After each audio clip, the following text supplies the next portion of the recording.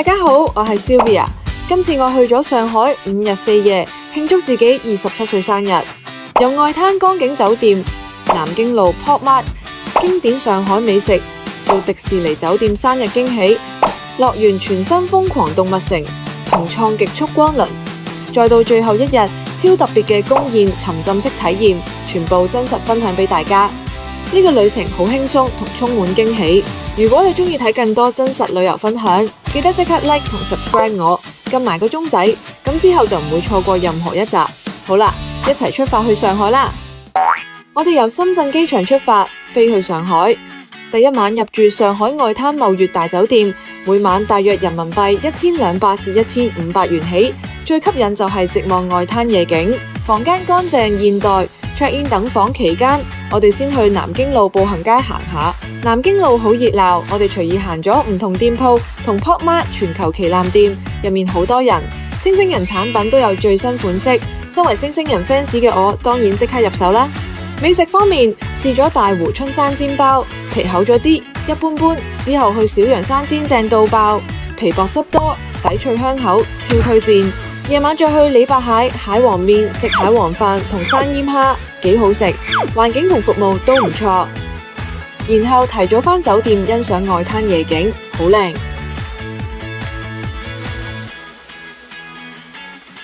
第二日去上海豫園，原來好有氣氛。先去南翔饅頭店食蟹粉小籠包同蟹黃灌湯包，皮厚咗啲，但嚟一次見識下都值得。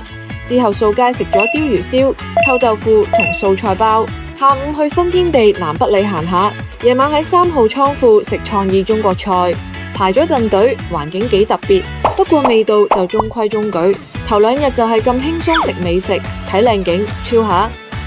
第3日係我生日正日，朝早再去食小陽山煎，覺得原味生煎包係最好食，然後去喜上鮮海膽水餃店，呢間係今次上海最有驚喜嘅餐廳。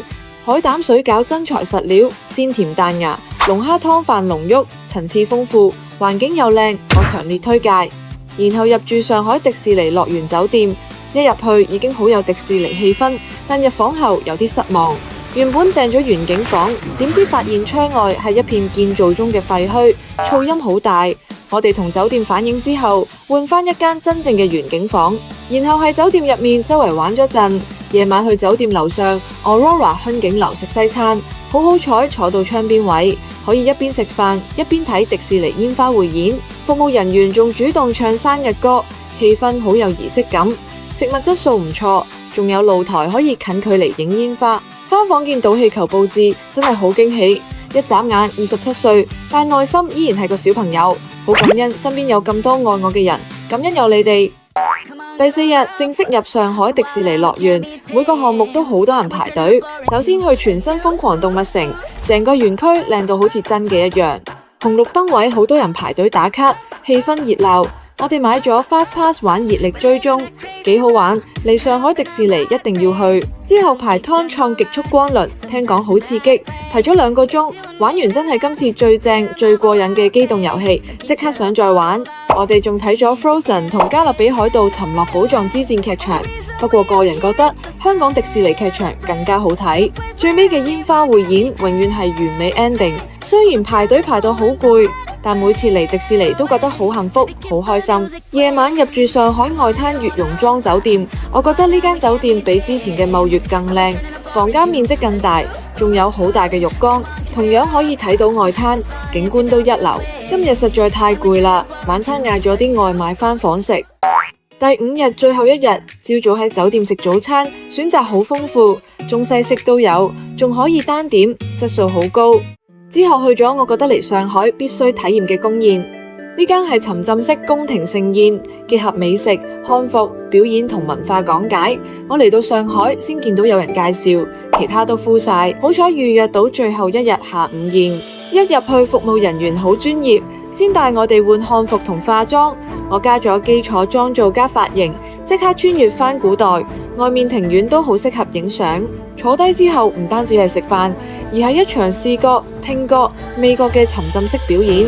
每上一道菜就有對應古風舞蹈、音樂同投影講解，碟上仲有動畫投影，超有心思。表演主題圍繞漢唐宮廷文化，有長恨歌同舞台劇《明唐伯虎》，燈光音效同舞蹈都好高質，感覺自己變咗古代貴族。食物精緻到爆，茶飲、冷盤、宮廷點心之後，主菜有東坡肉、黑椒雪花牛肉，仲有其他宮廷經典主食同甜品，每一道都有故事。我哋坐普通位，但已經覺得 CP 值好高。雖然上菜速度較快，但如果你未食晒，佢哋唔會即刻收走，所以完全唔影響體驗。整體嚟講，宮宴係今次旅行一大亮點，好難忘，係中國獨特嘅文化美食體驗。我衷心推薦大家嚟試下。食完宮宴就去機場，上海機場竟然有星星人巨型擺設，好開心。5日4夜上海生日之旅就咁結束。呢次旅行好輕鬆，好幸福，食咗生煎包、蟹黃麵、海膽水餃、宮宴，玩咗迪士尼最新園區，住咗靚酒店，仲有生日驚喜同祝福。上海真係一個適合放鬆又充滿驚喜嘅城市。又大1歲啦，希望我哋都可以一直保持童真同善良。好感恩有你哋一路陪伴。如果你中意呢個上海生日之旅，記得 like、subscribe 撳埋個鐘仔，多謝大家支持。我係 Sylvia，下次見，希望大家每日都開開心心。